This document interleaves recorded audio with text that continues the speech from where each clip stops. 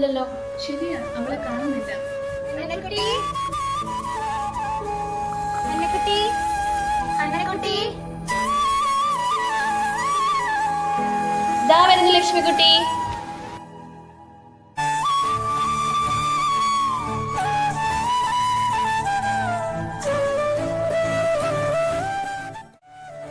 ഇന്നത്തെ പരീക്ഷയ്ക്കുള്ളത് പഠിച്ചോ അന്നക്കുട്ടി? ദൈവാനുഗ്രഹത്താൽ എല്ലാം പഠിച്ചു തീർക്കാൻ സാധിച്ചു. നിങ്ങളോ? ഒരുവിധം എല്ലാം പഠിച്ചു തീർത്തു. ഓ, വഴി നിറയെ കാടുമുണ്ട്. സൂക്ഷിച്ചു പോകും.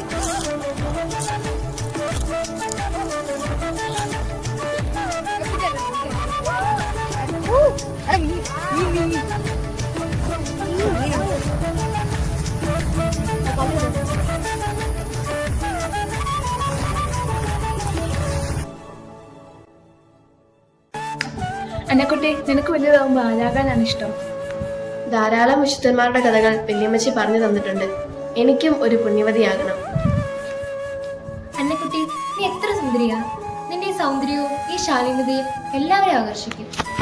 ഈ ബാഹ്യ സൗന്ദര്യത്തിൽ എന്തു കാര്യം ലക്ഷ്മിക്കുട്ടി? നിത്യസൗന്ദര്യമായ ദൈവത്തിൽ ലയിക്കുക.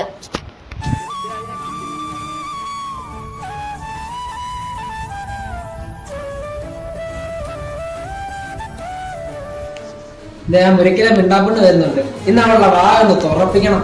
അവളുടെ സ്വരം ഒന്ന് കേൾക്കണം. അന്റപ്പ, എന്താണ് ഒരു വഴി? ഒരു വഴി ഉണ്ടടാ. അന്നക്കുട്ടി, ദേ ആന്റപ്പം വരുന്നു. അരുതേ, തള്ളരുതേ അങ്ങോട്ട് ആന്റപ്പ. മാറടി. ചെറുക്ക തള്ളരുതെന്നല്ലേ പറഞ്ഞത്? കുഞ്ഞല്ലോ, നമുക്കിത് മാഷിനോട് പറഞ്ഞു കൊടുക്കാം. വേണ്ട ലക്ഷ്മിക്കുട്ടി, അവന്മാർക്ക് കടുത്ത ശിക്ഷ കിട്ടും. ഇന്നും കൂടി ക്ഷമിക്കാം. ഓ, ഈ അന്നക്കുട്ടിയുടെ ഒരു ക്ഷമ. ഇന്ന് അവൾക്കിട്ട് കണക്കിന് കൊടുത്തു. എടാ, ഒന്നും വേണ്ടായിരുന്നടാ. അവൾ പാവാ, ക്ഷമിക്കും. എന്തായാലും ഇത് മാഷിനോട് പറഞ്ഞു കൊടുക്കണം. വേണ്ട, ഈശോയ്ക്ക് വേണ്ടി നമുക്ക് ക്ഷമിക്കാം. ദൈവസ്നേഹമുണ്ടെങ്കിൽ പരസ്നേഹമുണ്ട്. പൂവിന് പൂമ്പൊടി എന്ന പോലെ.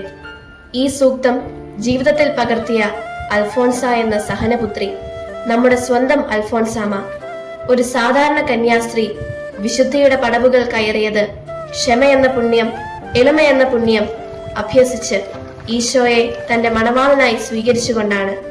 ഈ പുണ്യജീവിതം നമുക്കും ഒരു വെല്ലുവിളിയല്ലേ? ഏറ്റെടുക്കാം, അനുഗമിക്കാം.